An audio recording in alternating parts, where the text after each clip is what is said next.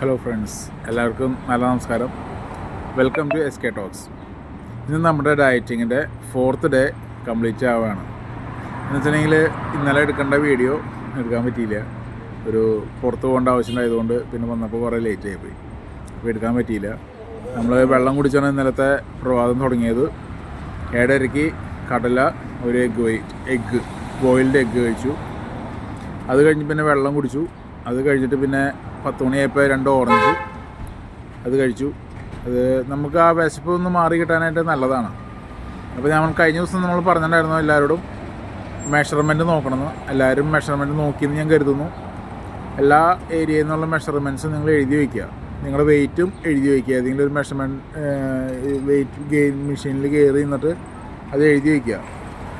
എങ്കിൽ മാത്രമാണ് നമുക്ക് ഒരു 10 ഡേയ്സ് അല്ലെങ്കിൽ 15 ഡേയ്സിന് ശേഷം നമ്മൾ വീണ്ടും നോക്കുമ്പോൾ നമുക്ക് ആ വ്യത്യാസം മനസ്സിലാവുള്ളൂ. നമ്മൾ എടുക്കുന്നതിൻ്റെ വ്യത്യാസം മനസ്സിലാവണമെങ്കിൽ നമ്മളത് എഴുതി വയ്ക്കണം.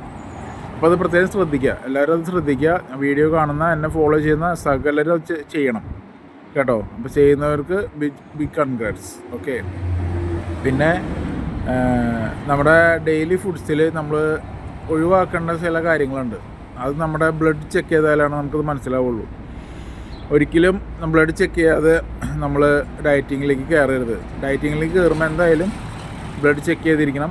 ബ്ലഡ് ചെക്ക് ചെയ്താൽ അതിൻ്റെ ഓരോ പാർട്സിൻ്റെയും, അതായത് ബ്ലഡിൻ്റെ റുട്ടീന്, യൂറിൻ റുട്ടീന്, പിന്നെ liver function test, kidney function test, vitamin D, ഈ വക മുതലായിട്ടുള്ള ആവശ്യമായിട്ടുള്ള കാര്യങ്ങൾ മാത്രം ചെക്ക് ചെയ്താൽ മതി. നിങ്ങൾക്ക് ഒന്ന് കാര്യങ്ങൾ അറിയാൻ വേണ്ടി കേട്ടോ.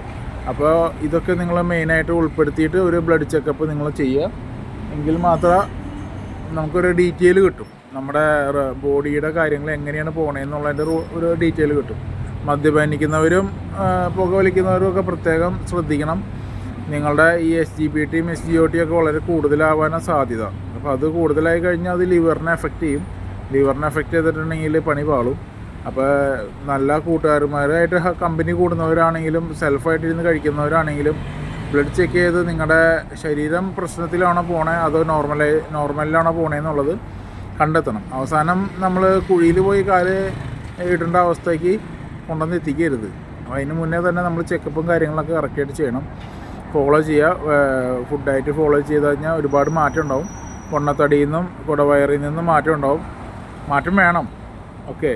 അപ്പോൾ ഇത്രയും പറഞ്ഞുകൊണ്ട് നമ്മുടെ ഉച്ചയ്ക്കത്തെ ലഞ്ച് നമ്മൾ കഴിച്ചത് ഒരു കുക്കുംബറും ഒരു ക്യാരറ്റുമാണ് കഴിച്ചത്.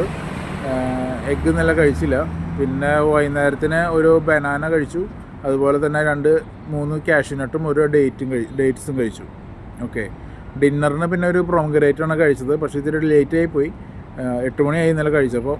കാരണം പുറത്ത് പോയി വരാൻ കുറച്ച് ലേറ്റായി പോയി. അപ്പോൾ അങ്ങനെ. ഓക്കെ. അപ്പോൾ നമുക്ക് നാളെ അടുത്ത ദിവസം കാണാം. എല്ലാവരും ഫോളോ ചെയ്യുക. എല്ലാവർക്കും നല്ലൊരു ദിവസം ആശംസിക്കുന്നു. ബൈ.